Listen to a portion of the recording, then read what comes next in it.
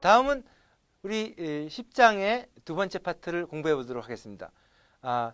먼저 여기서는 TM에서 전자빔이 어떻게 진행하는지에 대해서 공부해 보도록 하겠습니다.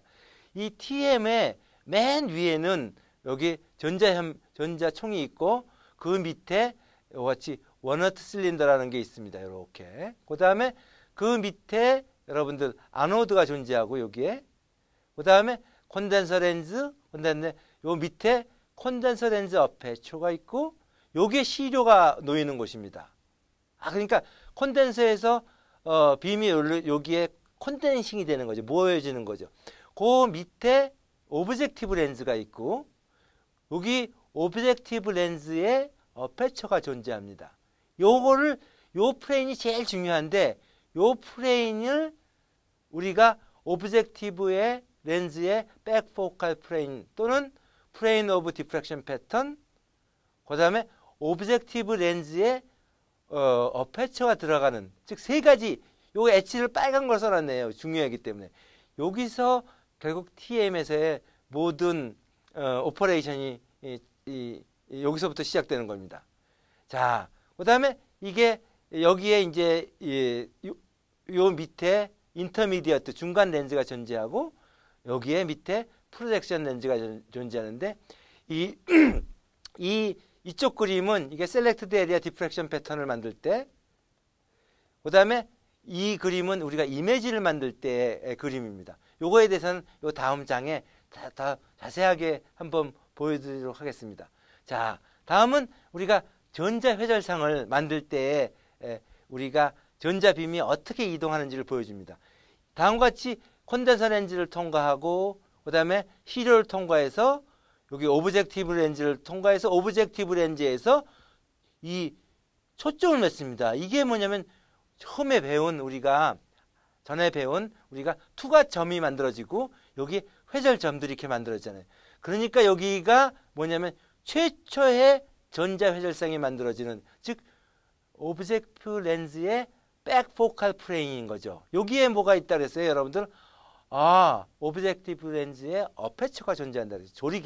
조리개가 존재하는 거죠. 그래서 처음에 이렇게 만들어진 회절상이 다음 렌즈를 통과하면서 확대되고 다시 확대돼서 우리가 카메라나 또는 형광판에서 우리가 이걸 볼 수 있습니다. 이와 같이 전자회절상을 만들 때의 전자의 빔의 이동 경로는 다음과 같고, 다음에 페이지에서는 전자빔이 즉 이미지를 만들 때의 형상입니다. 이때는 우리가 어디에서 첫 번째 이미지가 만드냐면 요 4번, 즉 필드 리미팅 어페처 프레임이라는 겁니다. 여기가 필드 리미팅 어페처 조리개가 있는 요 위치에서 첫 번째 이미지가 이렇게 만들어집니다. 이 이미지가 만들어진 것이 다음에 나오는 여러분들, 즉 이 렌즈 인터미디엇 렌즈에 의해서 다시 한번 확대가 되고 다시 또 요 프로젝션 렌즈에 의해서 다시 확대가 돼 가지고 요렇게 확대되고 다시 요렇게 확대된 이미지가 만들어지는 거예요. 그러니까 우리가 전자회절상을 만들 때와 이미지를 만들 때는 완전히 전자들이 이동하는 방법이 틀리네요.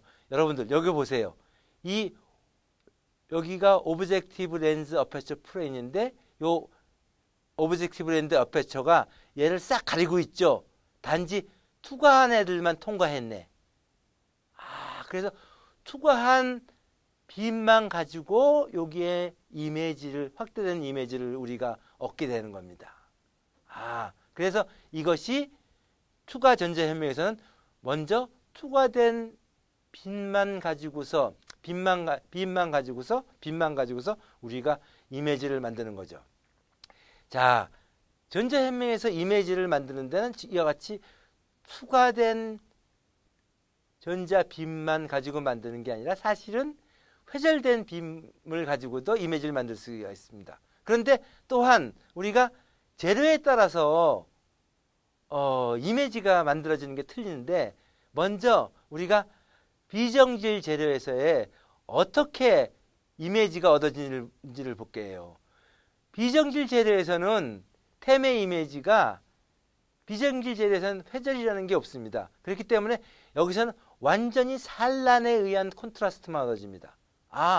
우리가 이미지를 얻으려면 콘트라스트가 얻어져야 되는데, 이 콘트라스트가 산란을 일으키는 정도에 의해서 콘트라스트가 만들어집니다.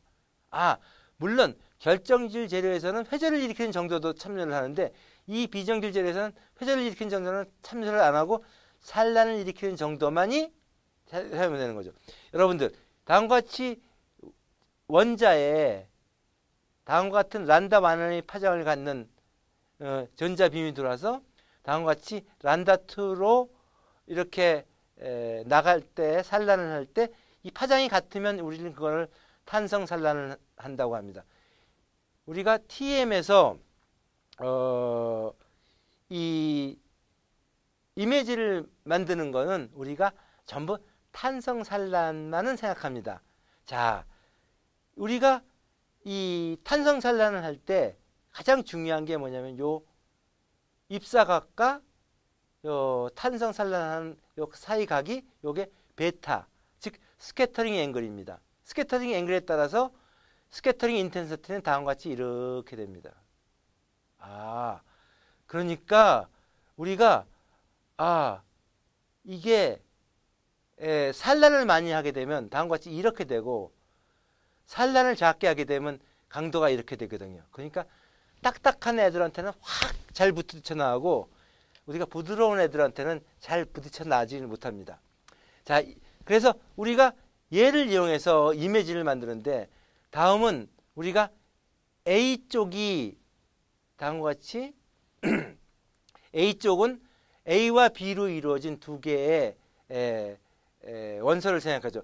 시편의 A에서는 우리가 가벼운 원소로서 거의 산란을 하지 않고, 무거운 원소인 B, 여기 까만 데서는 산란을 많이 합니다. 산란을 하는 애들은 사방팔방으로 이렇게 지나가기 때문에 우리가 이 오브젝티브 렌즈에 이게 걸릴 가능성이 많아요. 하지만 요 A에서는 산란을 적게 하고 투과를 많이 하는 거죠. 여기가 투과가 많다. 그러면 우리가 결국은 요렇게 이쪽 방향으로 오는 애들은 투과를 많이 하는 애고, 요쪽으로 하는 애는 산란을 많이 해서 많이 투과를 못 합니다. 그러면 투과를 많이 한 곳은 밝고, 투과가 조금 된 곳은 어둡게 나오겠죠. 그래서 우리가 A 구역은 밝고 B 구역은 어둡게 나와. 즉 이런 방법으로 콘트라스트가 만들어지네요. 즉 우리가 투과가 많이 되는 것은, 즉 산란을 적게 하기 때문에 우리가 산란을 많이 하는 것에서는 어둡게 나오고, 산란을 조그만 것에서는 우리가 투과를 많이 해서 그것으로서 우리가 이미지의 콘트라스트가 만들어지네요. 그러니까 우리가 무거운 원소라면 우리는 산란을 많이 해서 거기는 어둡게 보이고, 가벼운 원소로 되어 있으면, 그러니까 이 산란 정도에 따라서 우리가 콘트라스트를 만드는 게 우리가 비정질 재료에서의 콘트라스트입니다. 자, 이하는 또 우리가 결정질 재료에서는 회절에 의한 콘트라스트가 되네. 자, 여기를 보면 요 결정질에서 회절을 일으켜요. 회절을 일으키면 요 회절 각으로 요 2세타 B로 다음과 같이 많은 애들이 이렇게 일로 가겠죠. 그러니까 여기선 회절이 안 일어났고 여기선 회절이 일어나는 곳에서는 투과를 조금 하게 됩니다. 요 점선은 투과가 조금 한 애고, 여기는 이 실선은 투과가 많이 된 애네요. 그래서 얘 오브젝티브 렌즈 어페처를 통과할 때 점선에서 오는 애들의 강도가 약하고 실선에서의 강도가 높겠네요. 그러니까 우리가 이 오브젝티브 렌즈 어페처 플레인, 즉 후방 초점 면의 중앙으로 벗어난 곳에 얘는 HKL 점을 만드네. 그러니까 우리가 요 투과하는 애들만 이걸로 딱 막아버리면 이 빛은 오질 못하는 거죠, 여러분들. 그러니까 우리가 이 브래그 조건을 만족하는 애들은 요 가운데를 통과를 못하네요. 그래서 예를 들면 다음과 같이 이 시편, 다음 같은 한 시편을 봅시다. 이 시편은 회절을 많이 하지 않는 하얀 곳과 회절을 많이 일으키는 검은 곳으로 이루어졌습니다. 이 검은 곳에서 회절을 일으켜서 요 오브젝티브 3차원적으로 보면 오브젝티브 렌즈 어페처에 다음과 같이 회절점이 만들어졌습니다. 그리고 투과점이 있어요. 그러니까 이 오브젝티브 렌즈 어페처는 투과한 애들만 통과시켰습니다. 그러니까 당연히 여기서 요 까만 부분에서 투과한 애들의 빛이 적으니까 여기가 검게 나오겠죠. 즉 투과한 전자빔의 개수가 적기 때문에 투과된 전자빔의 확대된 이미지에서는 이곳이 어둡게 관찰되겠죠. 이렇게 회절이 많이 되면 어둡게 나온다. 이것을 우리가 무슨 콘트라스트라고 부르냐면 디프렉션 콘트라스트, 즉 회절 콘트라스트라고 부릅니다. 그러니까 결정질 재료에서는 아까와 같이 산란에 의한 콘트라스트도 있지만 이와 같이 회절에 의한 콘트라스트도 우리가 얻을 수가 있는 겁니다. 자, 우리가 이제 여러분들 처음으로 결정질 재료에서 얻은 회절상을 보겠습니다. 이 회절상이 여러분들 우리가 TM에서 시료에서 얻는 전자회절상입니다. 요 가운데가 여러분들 투과점입니다. 투과된 빔이 만든 하나의 점이죠. 여기가 하나하나 한 개의 HKL 결정면들이 만든 다 다른, 요거는 예를 들면 100면이라면 얘가 010면이라면 얘는 110면인 이런 점들이죠. 그러니까 이 전자회절상은 그러니까 하나의 투과점과 여러 개의 회절점으로 이루어져 있습니다. 여러분들 이미지를 만들 때 여기에 지금 여기에 보면 다시 가면 이 여러분들 전자회절상이 보이죠? 이게 여러분들의 전자회절상입니다. 이 전자회절상을 여러분들 이 그림에서는 여기서 볼 수 있습니다. 여기 오브젝티브 렌즈 어페처 플레인에 여기 전자회절상이 보이죠? 하나의 투과점과 여러 개의 회절점들이 이렇게 많이 놓여 있죠, 여러분들. 여기 많이 놓여 있죠. 그런데 오브젝티브 렌즈 어페처가 투과점만을 싹 가렸습니다.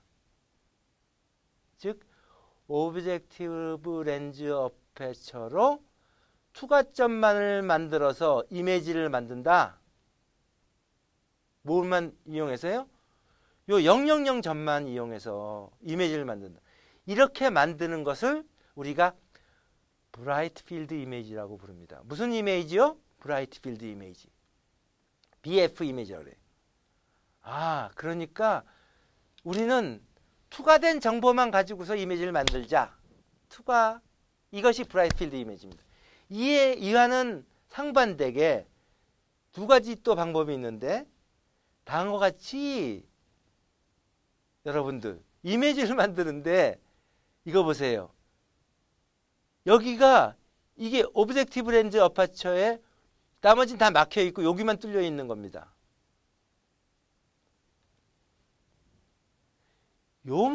근데 뭐가 통과하고 있어요? 얘가 하나의 200 회절점만이 통과하고 있죠.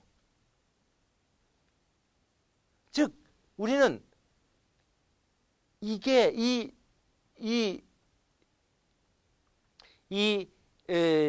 전자회절상이 하나의 투과점과 8개 회절점이 있는데 이 중에서 요 구멍에다가 딱 하나의 회절점만을 통과시켜서 이미지를 만드는 것. 몇 개요? 하나의 회절점만을. 그러니까 얘는 회절에 대한 정보만 가지고 있습니다. 근데 요 예를 들면 200면이면 200면에 대한 정보만 가지고 있는 거예요. 정보가 뭐라고요? 200면에 대한 결정면에 대한 정보만을 가지고서 이미지를 만든다. 이거를 우리가 다크필드 이미지라고 불러요. 아, 뭐를 만들었다? 이미지를 만드는데 우리가 하나의 회절점만 가지고서 이미지를 만든 거죠. 그래서 이렇게 만든 거를 우리가 다크필드 이미지. 물론 우리가 다크필드 이미지를 만들 때는 우리가 어떻게 하냐면 요 앞에서는 일렉트론 빔이 이렇게 위에서부터 수직으로 이렇게 딱 들어오잖아요. 위에서. 수직으로 이렇게 들어오는데 우리의 실제적으로 하는 방법에서는 우리가 어떻게 하냐면 요 일렉트론 빔을 이렇게 틸팅을 해서 얼마만큼? 2세타만큼 틸팅을 했네요. 그러면 오브젝티브 렌즈 어퍼처의 가운데에 우리의 하나의 회절점이 들어갑니다. 하나의 회절점이. 하여간 중요한 거는 하나의 회절점이 오브젝티브 렌즈 어퍼처를 통과해서 그걸 가지고 회절점을 만드는 그 면의 정보를 가지고 이미지를 만든다. 이거를 우리가 다크필드 이미지라고 부릅니다. 자, 그러면 우리가 실제로 다음에 얘는 이 디프렉션 패턴이 있는데 이 디프렉션 패턴에 요 가운데 있는 게 요게 뭐냐면 이 가운데 있는 게 이게 투과점이죠. 투과점을 가지고 만든 이미지입니다. 얘는 여기에 요 하얗게 보이는 요 회절점을 가지고 즉 이 투과점을 만드는 이미지를 우리가 이걸 브라이트 필드 이미지라 그래요. 이 브라이트 필드는 이미지는 투과된 위치에 각각의 위치에서 즉 이 위치가 하얗게 보이는 이유는 여기에서 많이 투과가 됐기 때문에 그렇고 이 위치가 까맣게 보이는 이유는 이 위치가 조금 투과가 조금 됐기 때문에 그렇죠. 이에 반해서 여기가 까맣게 보이는 이유는 여기서 회절이 조금 됐기 때문에 그렇고 여기가 하얗게 보이는 이유는 여기서 회절이 많이 됐기 때문에 그러니까 요 요게 HKL면이라면 요 H1, K1, L면이 요게 회절이 많이 됐으면 요것이 하얗게 보이는 요 위치들은 다 뭐예요? H1, K1, L면에서 회절이 많이 됐다는 뜻입니다. 그래서 이 다크필드 이미지는 회절이 된 곳에 대한 정보를 이미지화해서 보여주는 겁니다. 이렇게 해서 여러분들 결정질 재료의 이미지가 만들어지는 거에 대해서 여러분들 배웠습니다. 여기까지가 10장의 파트 2고 나머지 파트 3에서는 전자회절상에 대해서 여러분들 배우게 되겠습니다. 그동안 수고하셨습니다. 여러분들. 감사합니다.